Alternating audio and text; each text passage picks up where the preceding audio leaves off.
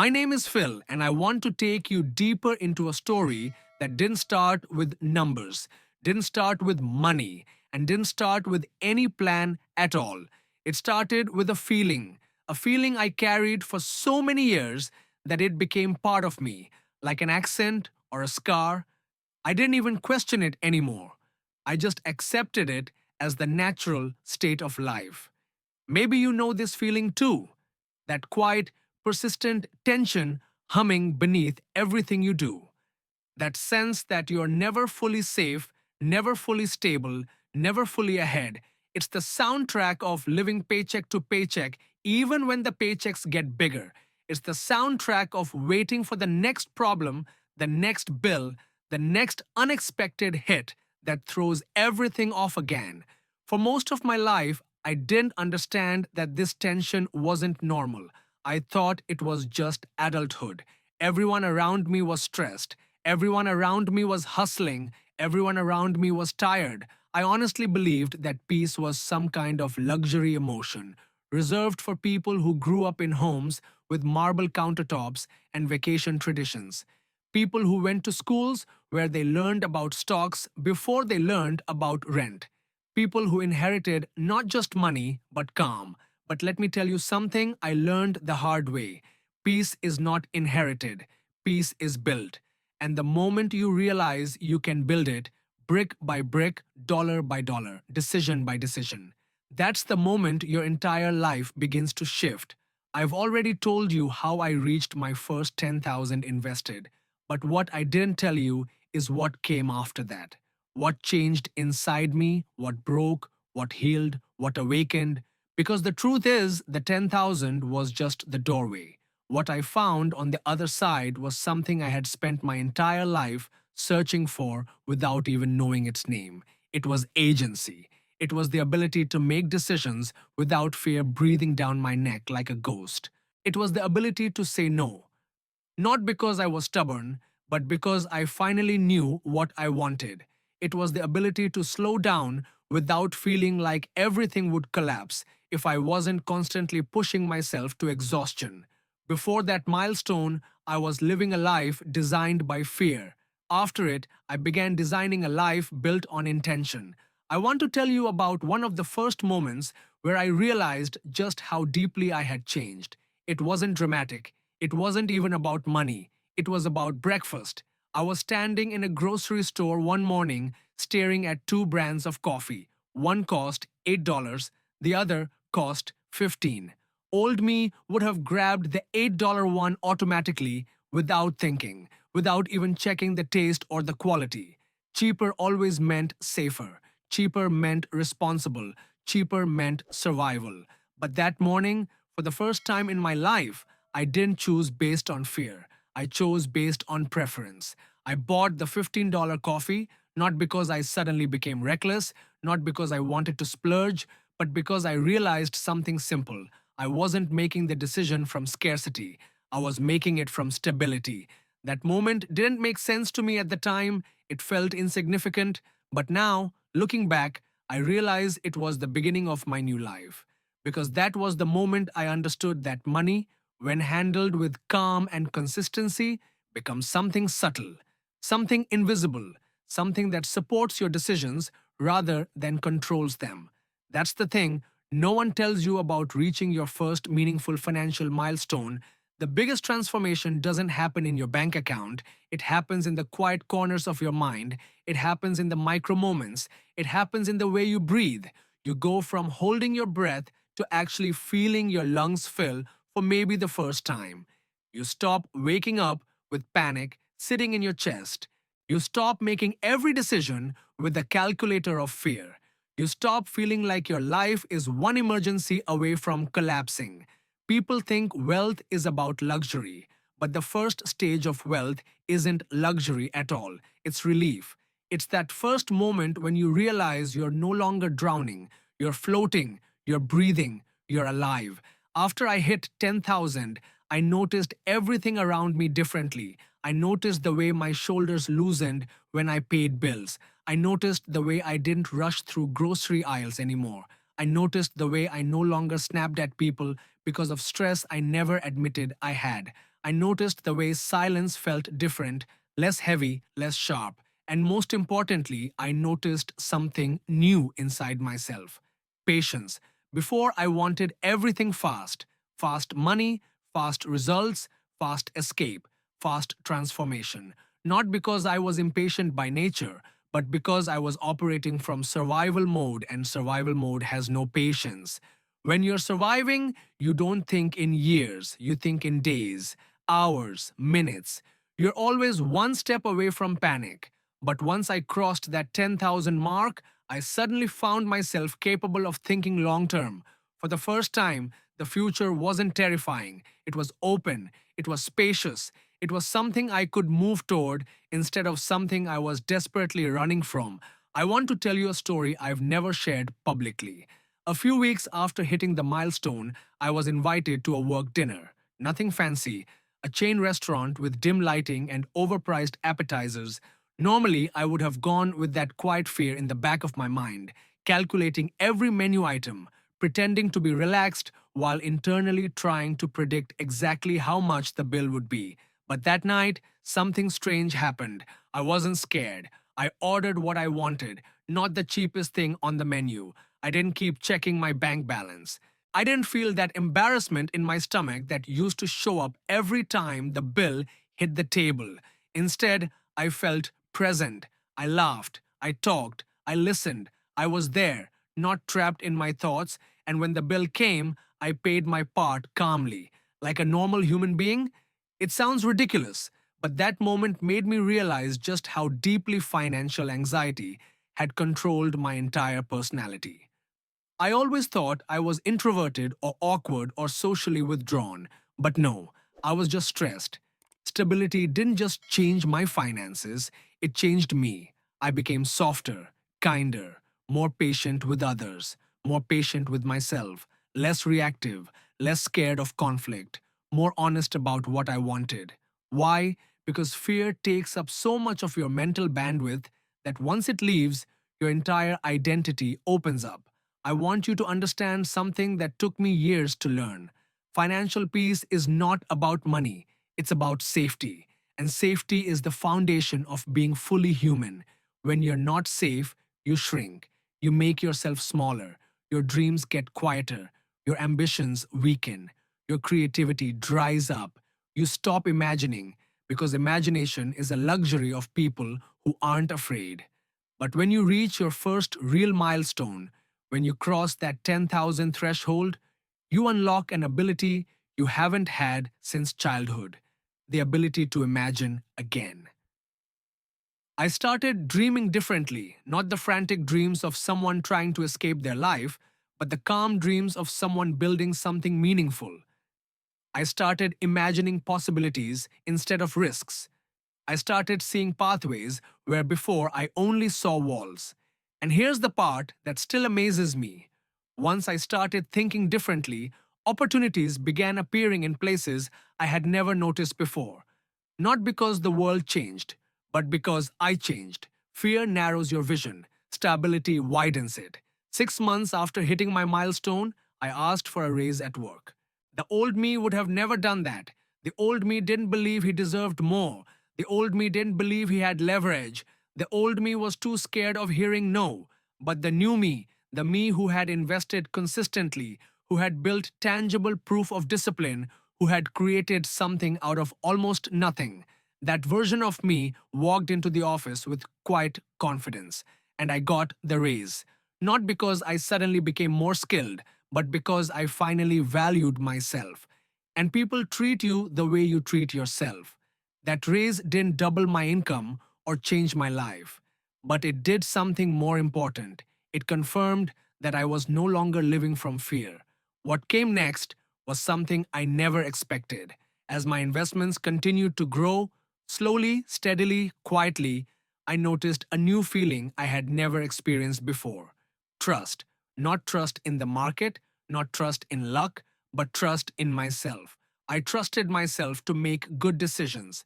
I trusted myself to stay consistent. I trusted myself to keep building even on the days I felt tired or lost. I trusted myself to handle emergencies. I trusted myself to grow. For the first time, I wasn't waiting for someone to save me. I was saving myself, little by little, dollar by dollar, breath by breath. And that, right there, is the real transformation. The first 10,000 is not life changing because of what it buys. It's life changing because of what it proves. It proves you can commit. It proves you can resist impulses. It proves you can build something slow and meaningful. It proves you can become the kind of person you never believed you could be. It proves that your past does not dictate your future. It proves that stability is not something you're born into, it's something you create. People ask me all the time, Phil, what's the secret? What was the trick? What was the hack? There was no hack. There was no trick. There was only this. I stopped running from fear and started walking towards stability. Slowly, quietly, consistently. If you're still on your way to that milestone, I want you to hear me clearly. You are building something so much bigger than $10,000. You are building a new identity, one that can think long term, one that can handle pressure, one that can dream, one that can breathe. And when you get there, when you finally see that number in your account, your life will not explode into fireworks. It will not feel like winning the lottery. It will feel like something better. It will feel like coming home to yourself. Because the real richness, the real wealth, the real transformation begins long before you ever see six or seven figures. It begins the moment you realize you're no longer living in reaction to the world. You're building something of your own. And once you start building, you never go back. There is something no one warns you about when you begin changing your life. Growth is quiet, but the pain that comes with it is not. After I crossed that first 10,000 mark, I expected the world to instantly make sense. I expected to wake up one morning with perfect clarity, perfect discipline, perfect emotional balance. I thought the progress I made in my bank account would spill over into every corner of my life effortlessly. But the truth is, reaching stability doesn't erase the past, it just exposes it. When the noise of survival fades, you start hearing everything you'd been running from. The first time I felt this was on a random afternoon. I was sitting at my desk after work, the sun already sinking, the room dim except for the cold glow of my monitor. Normally, I would have drowned out that moment with distractions, scrolling, noise, something to keep my mind busy. But that day, for the first time, I didn't need to escape. I was calm, and in that stillness, memories came, uninvited, sharp, clearer than they had any right to be. I remembered myself at 16 standing in a supermarket aisle holding a calculator because I was too scared to pick the wrong items and go over budget.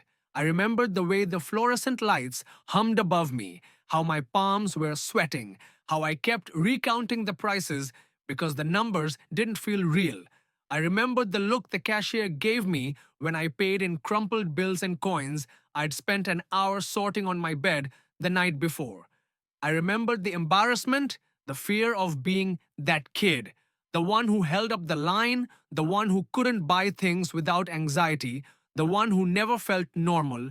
The memory hit me so hard I had to sit down because even though I had money now, even though I had stability, that scared 16-year-old version of me was still inside my chest, watching, waiting for everything to fall apart. And I realized something painful. You can change your life, but you still have to heal the person you were. That's the part no one puts in the motivational speeches. You can outgrow your circumstances, but you cannot outrun your past. You have to walk back for it. You have to take that younger version of you by the hand and bring them forward with you. So I started doing that quietly, slowly. I started letting my younger selves speak. I started remembering moments I had buried, like the night when the power went out in our apartment and my mother lit a candle and pretended it was movie night so I wouldn't be scared. Like the times I told my friends I wasn't hungry because I couldn't afford to eat out with them. Like the way my stomach used to twist into knots every time the rent was due. And as those memories resurfaced, something unexpected happened. Instead of feeling shame, I felt gratitude because those moments shaped me.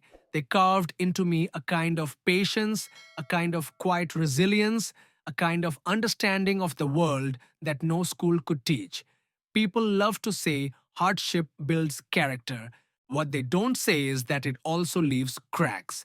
And those cracks don't disappear when you make more money, but you can fill them. You can mend them, you can turn them into lines of strength. As time passed, I noticed another shift in myself that I didn't expect. I started moving differently, not physically, mentally. When I walked into a room, I didn't shrink. When I spoke, I didn't hesitate. When someone disagreed with me, I didn't collapse internally. I wasn't fragile anymore. Not because money fixes confidence, but because stability frees up the emotional energy you used to spend on fear. Once you stop worrying about surviving, you finally have space to stand up straight. But the biggest change, the one that surprised me the most, came 2 years after hitting my first milestone. It happened at night. It was raining. Not a dramatic storm, just that soft, steady kind of rain that makes you feel like the world is breathing. I was sitting on my balcony with a cup of that expensive coffee I used to feel guilty buying. And suddenly, out of nowhere, I felt something I had never felt before. I felt safe, truly, deeply, unquestionably safe. It wasn't logical. It wasn't tied to any particular number in my account. It wasn't about success or wealth or achievement. It was the calm realization that even if life threw something at me tomorrow, even if something broke, even if something went wrong, I could handle it. I wasn't standing on the edge anymore. For the first time in my life, I wasn't expecting disaster. That night changed me. From that moment on, I started living differently, not out of fear, not out of urgency, not out of comparison, but out of intentionality. I started choosing the slow route, not because I had to, but because I wanted to. I started saying no without guilt. I started spending time with people who made me breathe easier, not harder. I started working on projects with long horizons, not for quick wins, but for fulfillment. And slowly, almost imperceptibly, my life began restructuring itself around calm. Funny thing is, people around me noticed it before I did. A friend once told me, Phil, you don't rush anymore. It's weird. You move like you trust time. I laughed when he said that, but inside I knew he was right. For the first time, I wasn't racing against the clock. I wasn't trying to catch up. I wasn't terrified of running out of time. I had time because I had built it day by day, choice by choice, dollar by dollar. And the deeper I moved into stability, the more I realized something profound. Money doesn't buy happiness, but stability creates the space where happiness can grow. Without space, happiness has nowhere to land, no soil, no oxygen, no chance. Most people aren't unhappy, they're overwhelmed. Most people don't lack joy, they lack safety. Most people don't need a miracle, they need breathing room. And that's what the first 10,000 gave me, long before I earned anything bigger. Breathing room, space, silence, a moment to exhale. And in that space, I discovered something important. This entire journey wasn't about money, it was about learning to trust myself, to believe myself, to rely on myself.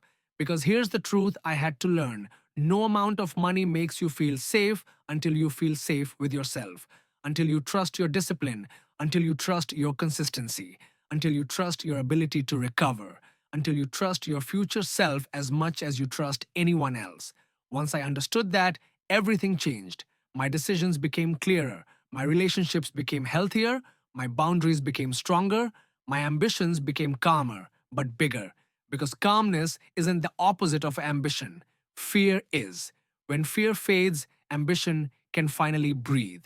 And in that quiet space between who I was and who I was becoming, I realized something that felt like the final piece of the puzzle. I wasn't building wealth. I was building a self I could finally live with, a self I could rely on, a self I wasn't ashamed of, a self that felt mine. And that is the real beginning of the story, not the 10,000 itself, but the person I became on the journey to it. The next stage of my life, the one that came after the safety, after the quiet, after the first real breath I had taken in years, didn't arrive with fireworks. It arrived slowly, almost shyly, the way dawn creeps into a room before you even notice the light changing. And just like that, something inside me began shifting in directions I hadn't anticipated. Because once you reach stability, once your survival instincts finally stop screaming, you start noticing things about your life that you used to blur out. I began seeing people more clearly, not because they changed, but because I finally had the emotional bandwidth to observe them without projection, without fear, without that constant pressure in my chest that used to distort everything. Relationships, I realized, are different when you're no longer desperate. Desperate for approval, desperate for validation, desperate for belonging. When you're no longer driven by the need to earn your place, something shifts in the way you show up. For me, it started with one simple realization. I had surrounded myself with people who only knew how to relate to the weaker version of me.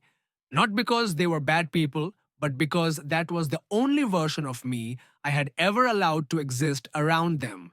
People who were comfortable offering advice but not receiving it. People who felt confident when I was insecure.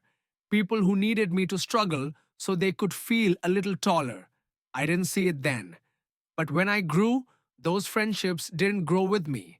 Some of them turned cold, some quietly faded, some transformed into polite distance, and one or two turned outright hostile. Because here's a truth I wish someone had told me earlier. When you evolve, you don't lose people. You lose the versions of yourself that fit with them. The first time this hit me was during a dinner with an old friend from school. We'd known each other for years, and for years our dynamic had been the same. I was the one asking for advice, he was the smart one giving it. That was our balance, that was our rhythm. But that night, something shifted. He asked how things were going, and I told him honestly, calmly, without exaggeration, without downplaying, that I had finally built some stability. I wasn't bragging, I wasn't trying to impress, I was simply sharing my life the way he always had with me. And I watched something in his expression flicker, a tightness around the eyes, a small forced smile, a slight tilt of the head that said, I don't like this version of you. He didn't congratulate me. He didn't ask questions. He changed the subject. That night, walking home, I realized something heavy. Some people don't want you to fail, they just don't want you to succeed faster than them. And for the first time in my life, I had the strength to let that sink in without making excuses for anyone. But evolution isn't just about losing people, it's also about attracting the right ones. A month later, I met someone who would end up changing everything, not through romance or some dramatic movie moment, but through the simple act of seeing me as I actually was, not as a smaller version of me. Her name was Mara. She was the kind of person who asked questions you weren't prepared to answer, the kind of person who listened not to respond, but to understand, the kind of person whose presence made you feel like you didn't need to prove anything. We met at a small bookstore cafe, the kind with mismatched chairs and old jazz playing quietly in the background. I was reading a book on behavioral economics, and she approached me because she recognized the author. We talked for almost 3 hours, not about accomplishments or careers or money, but about childhood memories, fears, dreams, mistakes, the things we kept hidden under our well practiced adult masks. And I remember thinking, this is what it feels like to be understood. Not admired, not judged, not measured, understood. It's strange how life works. When you're lost, you tend to meet people who are also lost. When you're angry, you attract anger. When you're insecure, you attract chaos. But when you find calm, you attract calm. Mara and I grew close over the next year. Not quickly, not in a whirlwind, but in that steady, grounded way that feels like planting something instead of chasing something. She wasn't impressed by money, but she respected effort. She didn't care about numbers in an account, but she cared about the discipline and emotional maturity that built those numbers. And for the first time in my life, I wasn't afraid of being seen. Because once you stop living in survival mode, you stop needing to perform. But relationships aren't the only thing that change when you grow. Your work changes too. Before stability, work was a battlefield. Every mistake felt fatal. Every task felt heavy. Every deadline felt like a threat. I used to sit at my desk and feel my heart race every time an email notification popped up because I was terrified of disappointing someone, terrified of being perceived as incapable. After stability, work didn't feel like life or death anymore. It felt like work. Important, yes, but not defining. Confidence changes competence.